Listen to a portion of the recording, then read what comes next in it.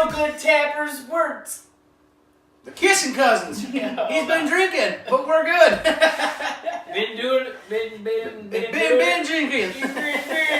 Yeah. We've been drinking. I can't speak, apparently. I can't spell. We've been brewing beer all day. He can't spell. I might have a bowel movement while this is going on.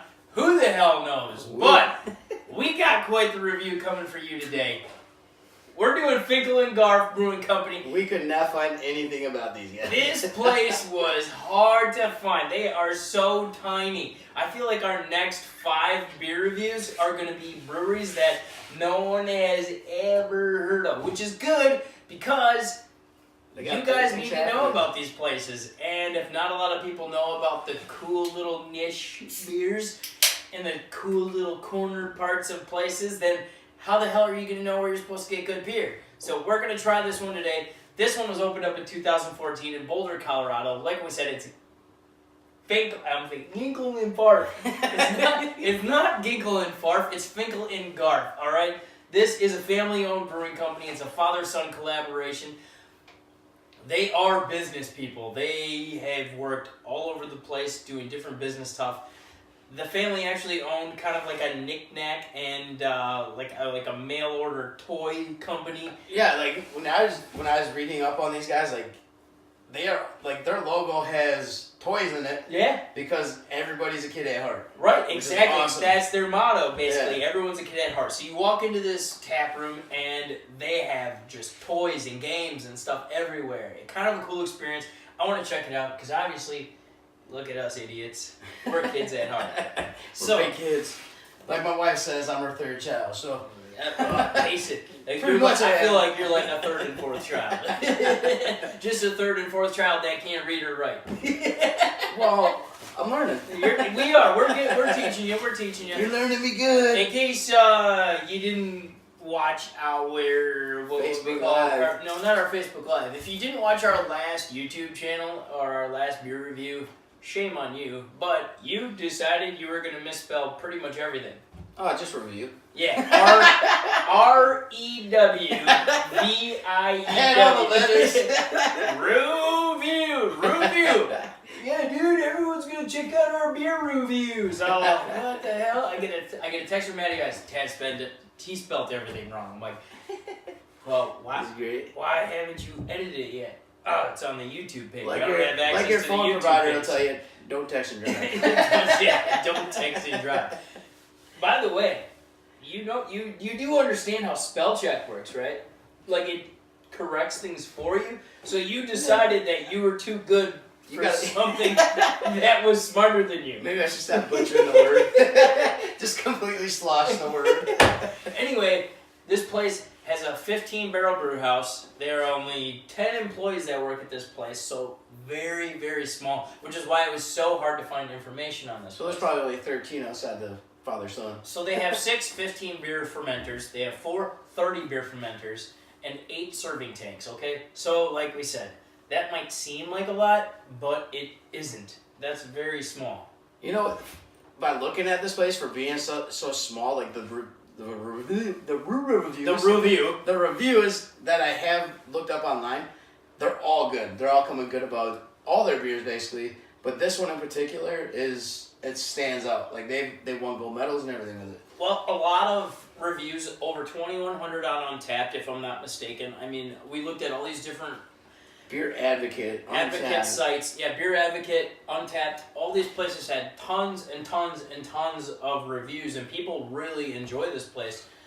So we're going to give their beer a try. In 2017, they were projected to do over 4,000 barrels. So it's very hard to distinguish what exactly that means, considering they're so small. We're not aware of their distribution. We're just going off of what we found on the internet. I feel like it's going to be pretty local distribution because this was at a liquor store in Colorado. So obviously they got some type of distribution, kind of like some of the smaller ones around here. Like we have Noble Roots around here. Mm-hmm. They just started canning stuff. That's all in-house yet, but they're probably working at the next level of local distribution. Right. Like the statewide.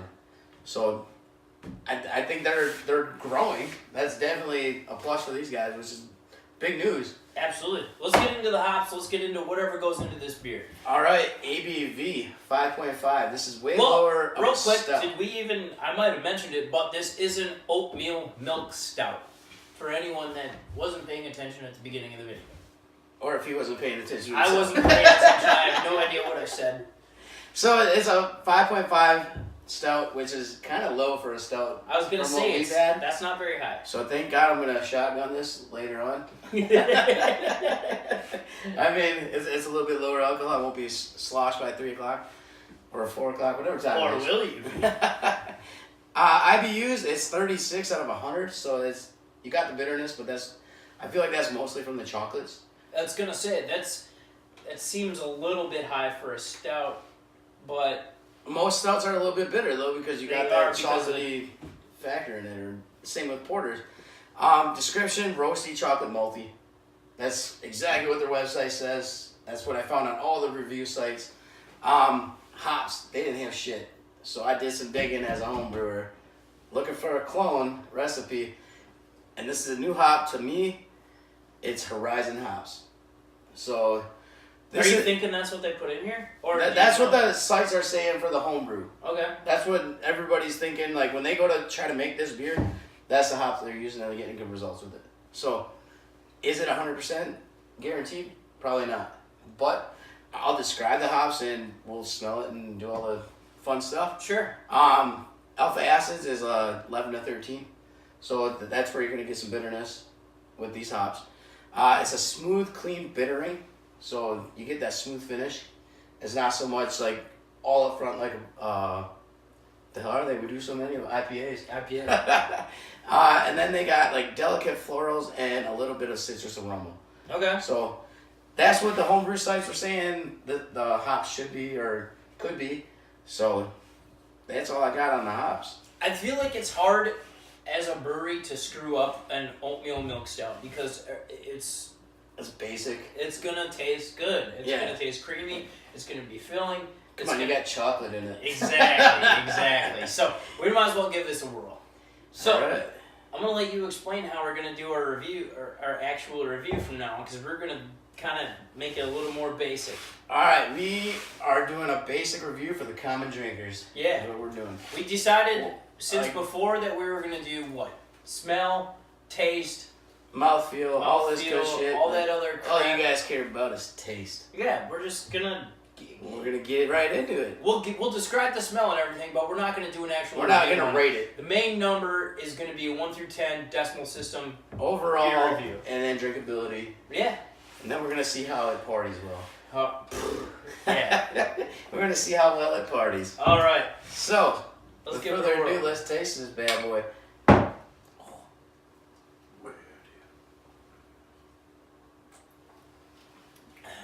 It's very chocolatey, very malty, and very smooth. It's full. It's very full body. It's full body. It's gonna be something heavy. It is bitter, more bitter than I anticipated, though. It really is. Yeah, there's a bitter. It's a lasting bitterness, is what I'm feeling on my tongue. Yeah, so, not high in carbonation. Drinkability. For somebody starting out, the up front is drinkable, but the back end, I think they're not gonna. I don't think that this is something that someone who's introduced to something like this would appreciate. I think it should be more smooth, and less bitterness. It's not as creamy as I anticipated. Yeah, and like you can tell that by just swirling. It's dark. It's very dark. It's dark, but there's not a lot of. Like the body is gonna give it more of a creaminess, so. It smells good. It smells chocolatey. It is a good beer. All right. Smell though, the smell is not something that. It's not strong. What did you find out that it pairs well with, and we forgot? Messed up on this. This was something. This was on us. The brewery itself. There was 2 things. They tell you, drink this beer with a Hostess Twinkie, and I was hoping that we could find some Hostess Twinkies. We didn't have enough time. I was really hoping we could find some Hostess Twinkies because they said that this goes absolutely perfect with the Hostess Twinkie. I really think it would have taken away from the bitterness. Just drink this. And maybe that would have been sweet. Maybe that's what works well with it. All right. The other thing they said that if you're going to drink this beer is Oreos. Chocolate with chocolate, amplify the chocolate flavor and less bitterness from the back end. Well, okay, you got to give it a score. What's your score? I'm gonna go this is my bread and butter. Mm-hmm. Stouts. This is like my favorite style of beer, and I've had way better, but I had way worse. So I gotta go in the middle with it, and I'm gonna do a solid 6. I would agree with everything you said because when it comes to stouts, this was more bitter. It wasn't as creamy as I thought it was gonna be, and. Not that I want to judge it on the smell, but it wasn't overbearing. a whole lot of aroma coming from it. I smell a lot of malt in it though. Like that's one thing. Like in the description it says that there's a lot of malt, and I can smell that definitely. And maybe that affects the taste a little bit, but I think I give this a 5.7. It's a little middle beer. It's not a bad beer. I wouldn't say don't ever drink this, but I wouldn't say hey, you have to go out and buy this beer, you know? And I think I don't want that to be something that people veer away from with our score. I would say that if you have something around a 5 or a 6, it's definitely something you should try, but it's not something that you should go out of your way to. No, it's not a spectacular beer, especially for a beginner, so don't waste your money on it if you are just getting into it. But if you're advanced in the beer game, definitely give it a whirl. It's not a bad beer. Right. And you're also, I would say, our stout aficionado. You like your stouts, your porters, your darker beers. I'm more of the IPA, the sour, the type of person. So this is a little bit out of my realm. So it's, my buds are a little different. A lot of, the ones I've had, they've been barrel aged and stuff, too. That definitely helps, and I can imagine if this was barrel aged, something like that. Totally another ball game. That's something we should probably recommend to the brewery. Right. So you might have a little something going on right here, huh? I'll let you do it. You want me to do it? Set me up with a shotgun, and we'll see how well this beer parties. Oh boy. So what it's all about is my birthday. I decided I'll do the first. How old are you turning? 33? I'm 29. No, I'm actually 32 today. I feel every bit of it. Alrighty, you're gonna shotgun that for the whole thing, right? Yeah, just don't squirt me, dude. Well, I'm not gonna squirt myself. Don't. A little bit. I mean, there's not a lot of carbonation, so you really. There's not a whole lot going on. All right, alrighty. Let's see how well this parties. Happy birthday to you. Happy. Oh. Damn. Sitting down. That's impressive. That's heavy. That was. I just ate a 5. Let's get. Whoa. How about you putting that down as fast as you did? Here I'm thinking I'm gonna get through the happy birthday song, and you just. Ladies and gentlemen, at 32, I still got it. Just one It parties.